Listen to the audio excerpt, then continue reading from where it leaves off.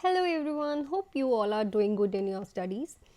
तो मैं आ गई हूँ पार्ट 3 के साथ, जिसमें हम कर रहे हैं डिफरेंट टॉपिक इलेबोरेट। तो आपने कमेंट सेक्शन में लिखा था कि लिथियम टॉक्सिसिटी के बारे में थोड़ा डिस्कशन हुआ जाए, तो मैं लिथियम टॉक्सिसिटी का आज आपको इलेबोरेट करूँगी। ठीक है, और अगर और भी कोई टॉपिक्स हैं तो आप कमेंट सेक्शन में लिख सकते हैं। मैं एक लिस्ट बना रही हूँ, साथ के साथ वो ऑल्टरनेट डेज पे डलते जाएंगे। एंड अगर आप ये वीडियो देख रहे हैं और आपको ये वीडियो पसंद आए तो एंड में please like this video and subscribe to my channel, और कमेंट सेक्शन में मुझे इनकरेज करने के लिए प्लीज़ एक नोट छोड़िए कि सही है या फिर कुछ आपको और इम्प्रूवमेंट चाहिए वीडियो की क्वालिटी में या फिर साउंड में या फिर एनीथिंग यू वांट कि इसमें थोड़ा सा अच्छा होना चाहिए। तो विदाउट एनी डिले हम स्टार्ट करते हैं विद आर लिथियम टॉक्सिसिटी। तो लिथियम टॉक्सिसिटी के पढ़ने के बारे में हम लिथियम के बारे में थोड़ा सा जान लेते हैं कि जो लिथियम है वो है क्या। तो लिथियम कार्बोनेट एक ड्रग है जिसको मूड स्टेबलाइजर ड्रग भी बोला जाता है। ठीक है, तो ये बहुत सारी डिसीज़ कंडीशंस में, मेंटल इलनेस में यूज़ की जाती है for the treatment of them. ठीक है, तो देखो ये किन किन डिसीज़ में यूज़ की जाती है। तो यहाँ लिखा हुआ है meaning episodes of the manic and depression. जिनको मेनिक और डिप्रेशन के मीनिंग एपिसोड आते हैं, पर्टिकुलर एपिसोड्स आते हैं, उनमें जो लिथियम कार्बोनेट है वो यूज़ की जाती है। सेकेंड पॉइंट में ये बोल रहा है कि जो मेंटल इलनेस को ट्रीट करती है, साथ ही साथ bipolar disorder, depression and schizophrenia में ये यूज़ होती है। ठीक है, मोस्टली जो ये ड्रग है ये मेनिया में यूज़ की जाती है। ठीक है, but at the same time इसे बाइपोलर डिसऑर्डर्स में, डिप्रेशन में और स्किज़ोफ्रेनिया में भी दिया जाता है। अब इसकी डोज देख लेते हैं। इसकी डोज है 0.8 टू 1.2 मिली इक्विलेंट पर लीटर। इसकी जो डोज है वो 0.8 टू 1.2 मिली इक्विलेंट पर लीटर होती है। अगर ये ब्लड में इससे ज़्यादा बढ़ जाए तो इसका क्या हो सकता है, टॉक्सिसिटी, जिसके बारे में हम आगे पढ़ेंगे। ठीक है, तो अगला पॉइंट ये बोल रहा है कि lithium is use to treat as well as prevention of mania and bipolar disorder. देखो जो लिथियम ड्रग है ना, इसको हम प्रिवेंशन के लिए भी यूज़ करते हैं। सपोज अगर किसी को मैनिया एंड बाइपोलर डिसऑर्डर हो चुका है, ठीक है, तो उसको हम ट्रीटमेंट के लिए भी ड्रग देंगे। पर किसी को अगर नहीं हुआ है तो उसको हम प्रिवेंशन के लिए भी ये ड्रग देते हैं। तो ये क्वेश्चन आई थिंक मैंने किसी एमसीक्यू के पार्ट में करा रखा है कि ये प्रोफाइलेक्सिस भी है, at the same time treatment के लिए भी यूज़ की जाती है। प्रिवेंशन एंड ट्रीटमेंट के लिए, दोनों के लिए लिथियम कार्बोनेट यूज़ की जाती है। किन डिसीज़ में, मेनिया एंड बाइपोलर डिसऑर्डर्स में। ठीक है, तो ये याद रखना इंपॉर्टेंट पॉइंट है कि जो हमारी लिथियम कार्बोनेट है वो प्रोफाइलेक्सिस मतलब कि प्रिवेंशन एंड ट्रीटमेंट के लिए, दोनों के लिए यूज़ की जाती है। नेक्स्ट है lithium carbonate is a first drug which is use to treat mania. ये भी इंपॉर्टेंट है, ये एक ऐसी ड्रग थी, फर्स्ट ड्रग थी जो कि मैनिक पेशेंट को पहली बार दी गई थी। ठीक है, ट्रीट करने के लिए। ठीक है, तो which is a first drug which is use to treat mania, that is lithium carbonate. Next है lithium carbonate is a drug of choice for mania. बहुत इंपॉर्टेंट क्वेश्चन है, बहुत बार पेपर में रिपीट हो चुका है कि जो लिथियम कार्बोनेट है वो क्या है, ड्रग ऑफ चॉइस है किसकी, हमारे मेनिया की। ठीक है, तो ये कुछ पॉइंट्स थे इसको लेके कि लिथियम कार्बोनेट है क्या।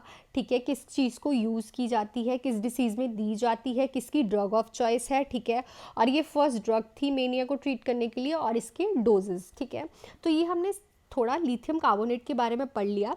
इनमें से भी ये 3 पॉइंट्स बहुत ज़्यादा इंपॉर्टेंट है, तो एक बार इसको आप देख लो। तो अब हम आगे चलते हैं इसका मोड ऑफ एक्शन। अब लिथियम टॉक्सिसिटी हो रही है और अगर हम ये मेनिया वाले पेशेंट को दे रहे हैं तो ये मेनिया वाले पेशेंट में वर्क कैसे कर रही है। तो पहले हम थोड़ा सा मेनिया के बारे में जान लेते हैं। मेनिया एक मूड डिसऑर्डर है। ठीक है, इसमें क्या होता है, पेशेंट जो है हाइपर एक्टिव रहता है। ठीक है, इंक्रीज साइकोमोटर एक्टिविटीज़ होती हैं उसकी, और हर टाइम यूफोरिया में रहता है, मतलब उसका मूड जो है हर टाइम एलिवेटेड ही रहता है। ही और she is happy all the time. तो इसमें दो सीरोटोनिन लेवल्स की बहुत ज़्यादा इंक्रीज हो रखे होते हैं। एक होते हैं एसएसआरआई और एक होते हैं, अगर तुम्हें ऑप्शन में आता है ये दोनों आते हैं, नॉर एपिनेफ्रिन एंड एसएसआरआई दोनों लिखे होते हैं, और तुम्हें पूछते हैं विच न्यूरोट्रांसमीटर इज इंक्रीज इन हमारे मेनिया में, तो आपने फर्स्ट जो चॉइस देनी है वो देनी है ऑलवेज नॉर एपिनेफ्रिन को, और सेकंड हमारी जाएगी सिलेक्टिव सेरोटोनिन रीअपटेक इनहिबिटर्स पे। इन दोनों का लेवल जो है वो मेनिया में इंक्रीज़ होता है।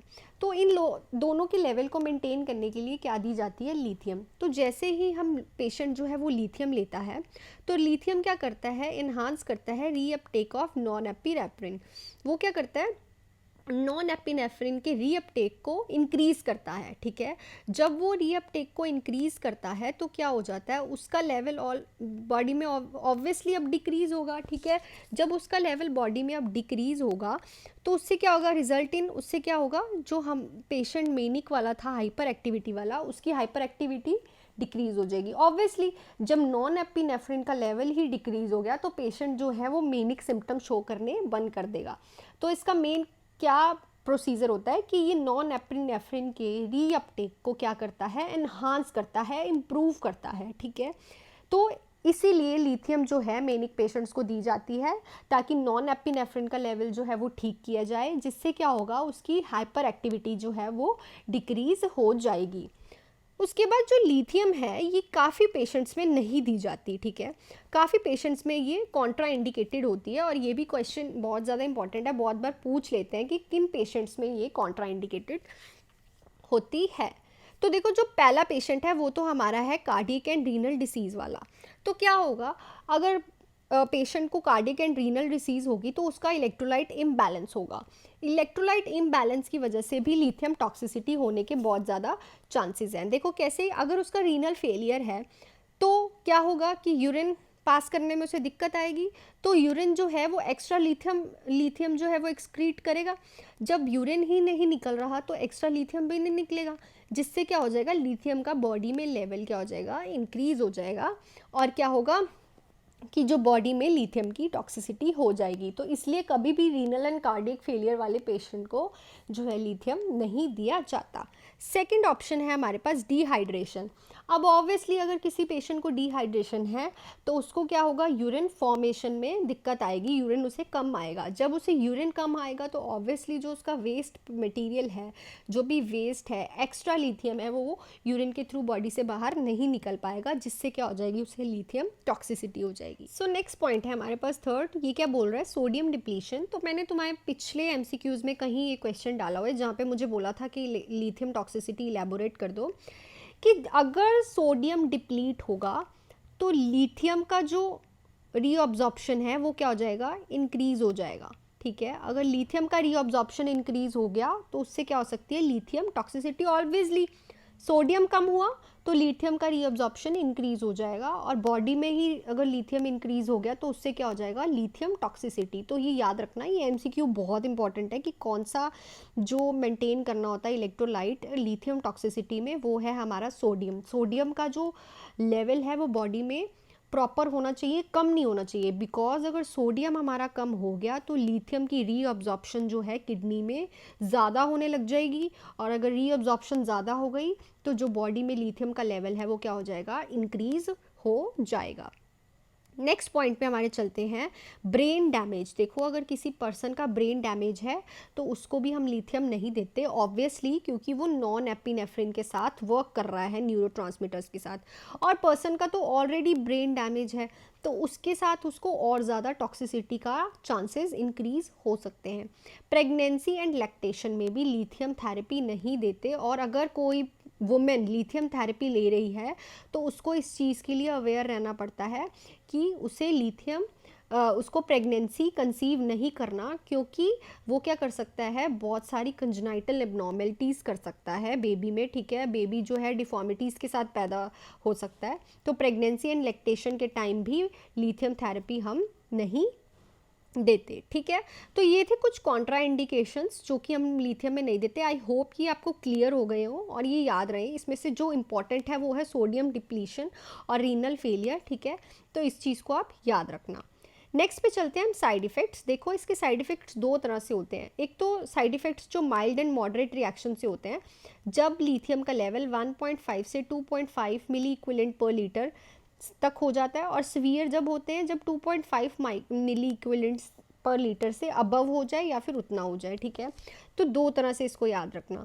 अगर आपको ऐसा क्वेश्चन आता है कि mild and moderate side effects of lithium की वैल्यू कितनी होती है और सीवियर की कितनी होती है, तो आप ये लिख सकते हो। नेक्स्ट देखो इसके साइन एंड सिम्टम्स क्या है हमारे पास। साइन एंड सिम्टम, तो फर्स्ट साइन एंड सिम्टम क्या है हमारे पास, डिहाइड्रेशन। देखो जो लिथियम होता है, लिथियम क्या करता है, ADH के रिसेप्टर्स क्या है, एंटी डायूरेटिक हार्मोन के रिसेप्टर से बाउंड हो जाता है, ठीक है। जब इससे बाउंड हो जाता है, ADH क्या है, एंटी डायूरेटिक्स, तो क्या होगा, वाटर रिटेंशन हो ही नहीं पाती, ठीक है। जब उसी से वो बाउंड हो गया तो ADH वर्क ही नहीं करेगा, तो जब ADH वर्क ही नहीं कर रहा तो यूरिन रिटेंशन तो होगी नहीं, ठीक है, जिससे क्या हो जाएगा, यूरिन जो है वो रिटेंशन उसकी होगी नहीं। समझ रहे हो बात को। एंटी डायूरेटिक हार्मोन मतलब जो कि यूरिन रिटेन कर रहे हैं, वाटर जितना बॉडी में चाहिए उसको रिटेन कर रहे हैं, ठीक है। जब लिथियम हम उसको देंगे तो जो उसके लिथियम होगा ना, वो ADH के रिसेप्टर्स के साथ जाके बाइंड कर जाएगा, ठीक है। और उसके बाद क्या होगा, जो एंटी डायूरेटिक हार्मोन है वो वर्क ही नहीं करेगा। ऑब्वियसली अगर वो वर्क नहीं करेगा तो यूरिन रिटेंशन होगी ही नहीं, बॉडी में वाटर नहीं होगा, तो क्या होगा, उसको पॉलीयूरिया भी हो जाता है, क्योंकि वाटर रिटेंशन रहता ही नहीं, हर टाइम उसको जो वॉशरूम है वो आता रहता है, इंक्रीज इन यूरिन फॉर्मेशन हो जाता है। तो ये याद रखना कि डिहाइड्रेशन उसे कैसे होती है, ये मेन साइन है इसका, क्योंकि वाटर रिटेंशन नहीं होती, बंदा हमेशा डिहाइड्रेटेड रहता है। टेक्सिया होता है उसको, हाइपोटेंशन होती है, ठीक है, ECG चेंजेस आते हैं, मल्टीपल ऑर्गन टॉक्सिसिटी होती है, ठीक है। उसके बाद ट्रबल इन वॉकिंग होता है, ठीक है। उसके बाद उसे ट्रैमर्स भी आते हैं, किडनी प्रॉब्लम होती है, इंक्रीज WBC, ये सारे तो आई थिंक आपने पढ़े भी होंगे और तुम्हें पता भी है। हाइपोटेंशन कैसी होगी, ऑब्वियसली उसका वाटर रिटेंशन नहीं हो रहा, सोडियम भी निकल रहा होगा उसका, ठीक है, जिसकी वजह से वो हाइपोटेंशन में चल जाएगा। ECG चेंजेस ऑब्वियसली आएंगे क्योंकि इलेक्ट्रोलाइट इम्बैलेंस हो चुका है। मल्टीपल ऑर्गन टॉक्सिसिटी भी ऑलवेज होगी ही, क्योंकि जो लिथियम है ब्रेन को भी डैमेज करेगा, किडनी को भी डैमेज करेगा, लीवर को भी डैमेज करेगा। ट्रबल वॉकिंग भी होगी ऑब्वियसली, अगर उसकी बॉडी में इलेक्ट्रोलाइट्स पूरे हैं ही नहीं, ठीक है, तो उसको वॉकिंग में भी आएंगे, ट्रैमर्स भी होंगे, ठीक है। इंक्रीज लिथियम क्या कर देगा, बॉडी में ट्रैमर वाली कंडीशन भी बना देगा, किडनी प्रॉब्लम्स होंगी और हमारे WBCs भी वो जो है इंक्रीज कर देगा, ठीक है। अब आगे देखते हैं, एक ये जो इंपॉर्टेंट रह गया हमारा पॉलीयूरिया, ये मैंने तुम्हें बता दिया कि पॉलीयूरिया कैसे होगा उस पेशेंट में अभी क्योंकि वो ADH के रिसेप्टर्स के साथ जाके बाइंड कर देगा, जिससे यूरिन रिटेंशन होगी नहीं और पर्सन क्या रहेगा, ऑलवेज यूरिन फॉर्मेशन में रहेगा और डिहाइड्रेटेड भी रहेगा। तो अब ये सारे साइन एंड सिम्टम्स हमने इसके पढ़ लिए हैं। अब कह रहा है कि हाउ टू टेक इट, हमें अगर लिथियम कोई पर्सन ले रहा है तो पहली बात तो उसकी टॉक्सिसिटी बचाने के लिए उसको ये इंस्ट्रक्शन देनी पड़ेगी, तूने लिथियम लेना कैसे है।